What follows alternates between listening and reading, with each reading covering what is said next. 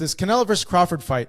See a lot of people now kind of switching their pick over to Crawford based on how Canelo looked against William Skull. It seems it's 50-50 as opposed to maybe a year ago when talk began of this fight.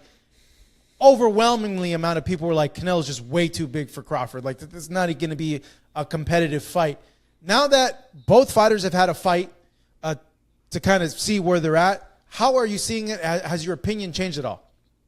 Not a whole lot. It hasn't changed all that much. Listen, the Skull fight, could Canelo have done more? Absolutely. But is that going to be the same version of guy that's going to show up in September? No. I mean, Canelo, he didn't look as fit as he did his last fight. He didn't look. He looked listless. He looked like he didn't care. He didn't have the crowd behind him.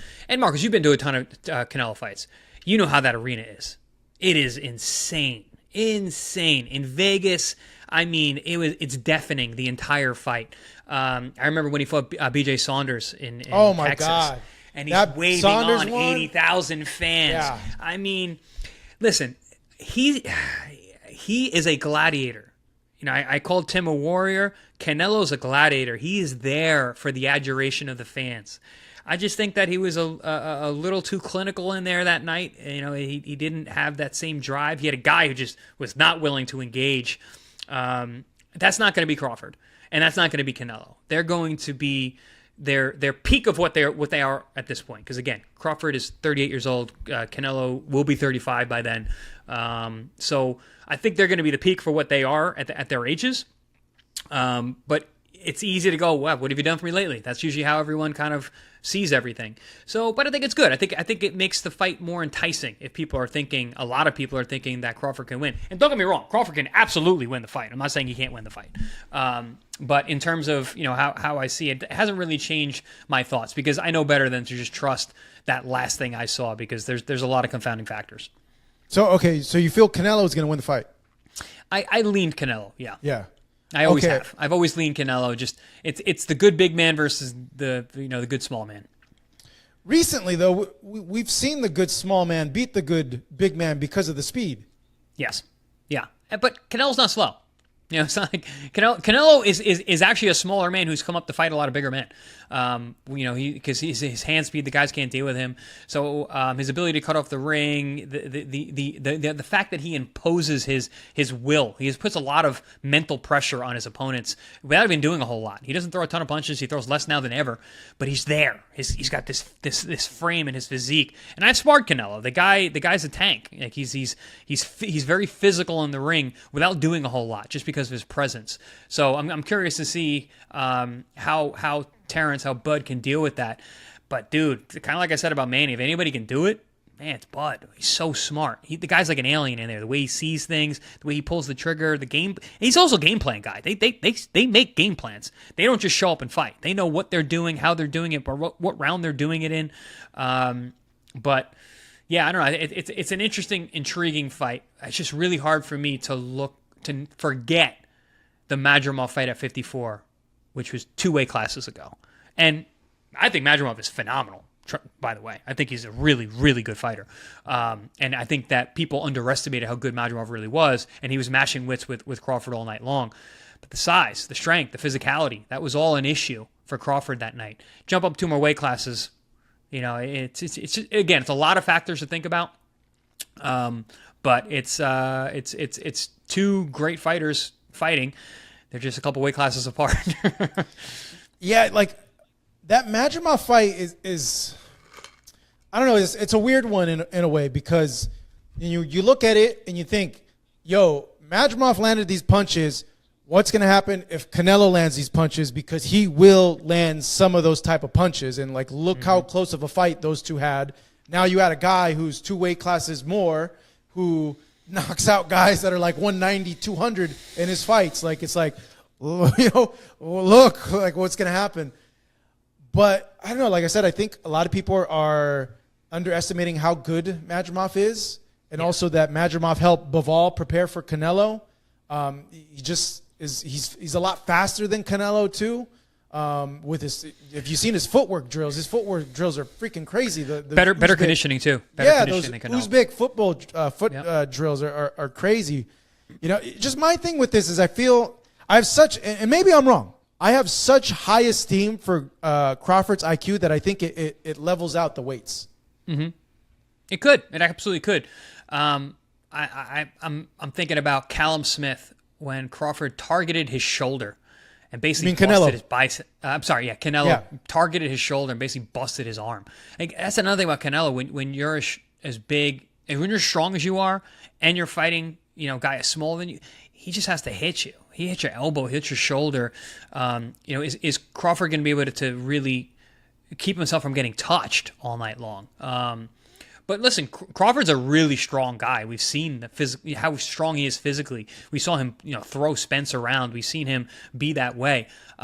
We didn't see it in the Madrimov fight, but again, like all your points, Madrimov is an excellent fighter, very underrated. But it's a very intriguing fight, and it's one of those ones where it's like, I'm not gonna really know until we're there. Because we're gonna see so much build up. We're gonna get to see these guys. We're seeing them a little bit with each other now, but the fight's still pretty far away.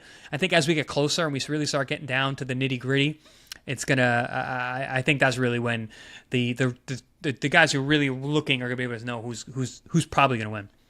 Yeah, if they do workouts the week before, it'll be a good indication of how they look. Because I remember when I saw Crawford the week before the Spence fight, they did like back-to-back workouts. We saw Spence do a workout, and then we saw Crawford do a workout. And I had already been favoring Crawford just because of the styles and really because of the Ugas fight. I felt like if Ugas did that to Spence, it's going to be a lot worse because Crawford's a lot better and he places the punches better. But when I saw Crawford work out, I just noticed how much quicker he was than Spence.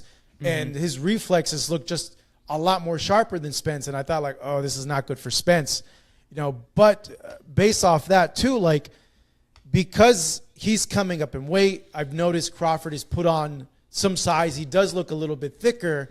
And I do wonder, like, what's the right balance there to not lose his speed advantages or, he gains so much weight that he becomes a little slower, a little, what's the right word? Lumbering? Yeah, there you go. Yeah, I mean, I don't know. Listen, you're going to give up speed. You're putting on tissue that your body's just not used to. I mean, Crawford has a good frame. He's got long arms. He's got wide shoulders. But where everyone has a ceiling. Where's his actual ceiling? And I know. Listen, he gets heavy in between fights. He shows himself on the scale. That's different than lean tissue. If you and I'm sure you've been around Canelo. The guy is just dense. Thick. From his neck to his ankles, everything is thick. He's got thick wrists, thick hands, thick kneecaps, thick ankles. He's got a thick midsection.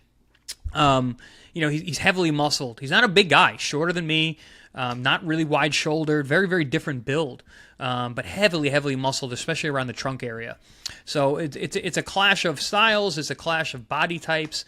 The question is, we've never seen Crawford at 68. And yes, the boxing IQ is there. Obviously, he's had speed, but how fast is he going to be at 68? He's obviously not going to be cutting any weight. So there's that. He'll be fresh. I don't know. Moving around that ring, carrying the extra weight, how is that going to feel? Because that can tire you out too. The gas tank can be different. A lot of things. But I'll say this about the Crawford and the Spence fight week, because I was there as well. Crawford was cutting weight.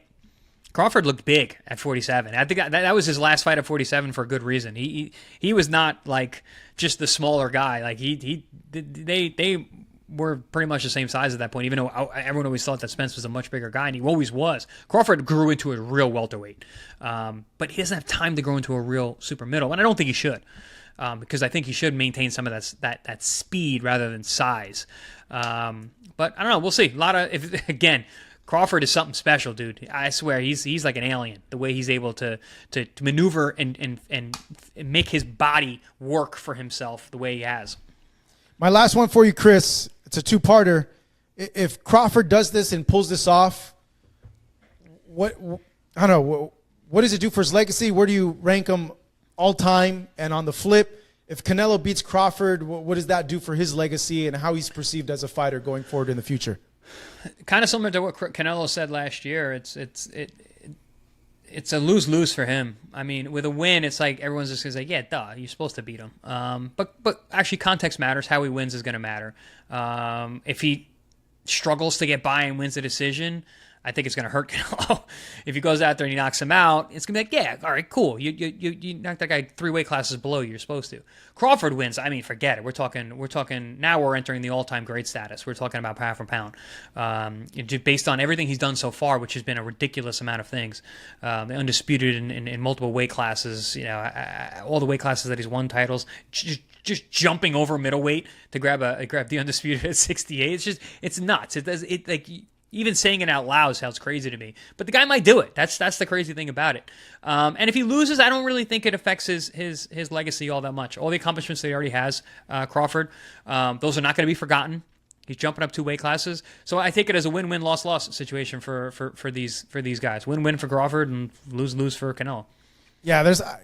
Just now that I think about it, I think there's a lot on the line for Canelo in this, in Yes. terms of something that Crawford brought up during the press conference. And he told him, hey, look, every time you stepped up against an elite guy, you lost. You lost against Floyd. You lost against Bivol.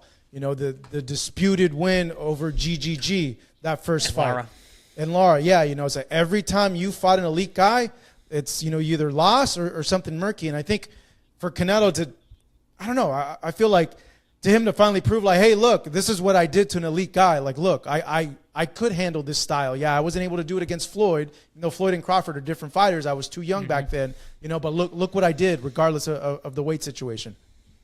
Yeah, absolutely. And that's a great point made by Crawford, and that's a good way to get under Canelo's skin. And there is a lot on the line for Canelo, because if he loses this, the tarnish on his legacy is massive. Like, dude, you lost to a welterweight. You lost to a lightweight. He was a lightweight world champion. You lost to a lightweight. You guy jumped up 2 weight classes. The guy was 38 years old. There's going to be a lot of that. A lot of the criticisms that Canelo's been getting lately by not fighting certain guys, that's gonna come back to haunt him that much more. My only thing, I guess, to that was if he does lose, I see it as a very competitive fight. He lost against a guy who's will be considered an all-time great, a very, very special fighter. And Canelo's already accomplished so much. I don't think it's going to tarnish. Everyone has short-term memory, Chris. The short-term memory, bro, they're going to forget about that. They're going to remember the stadiums he filled up, the people he knocked out, that undisputed run, that tear that he went through. Like, that's, to me, his shining accomplishment, where he took out the division, and he fought the best in that division, and he took them out one by one. Yeah, I mean, listen, I'm a huge. You're talking to a big Canelo fan. I like Canelo. I like what he's done, but he gets a lot of heat out there, man. He gets a lot of heat out there, and I think a loss here, it's going to be a lot more. So there is going to be that, because I mean, I don't get it. There's people who talk about his legacy now as not being that great. I'm like, come on, guy, you're just being. I feel like you're being a hater at this point. But if a loss here is just going to fuel and fan those flames. I'm still going to understand, like you said, when he was ripping through, I hate to say it, but Yildirim was in there, Callum Smith, BJ Saunders, Caleb Plant. Like, that was awesome. That was prime peak Canelo. He was a machine, and I was at most of those fights. I was at Yildirim, and I was at BJ Saunders. And, it was insane what he was able to do at that point, the people he had behind him, and just going out there and just performing the way he was. Devastating, very good top flight fighters. Yeah, no, both are going to be in the Hall of Fame. Both are all-time first ballot. Great, fighters. This is why they fight the fights, man. May the best man win between the two.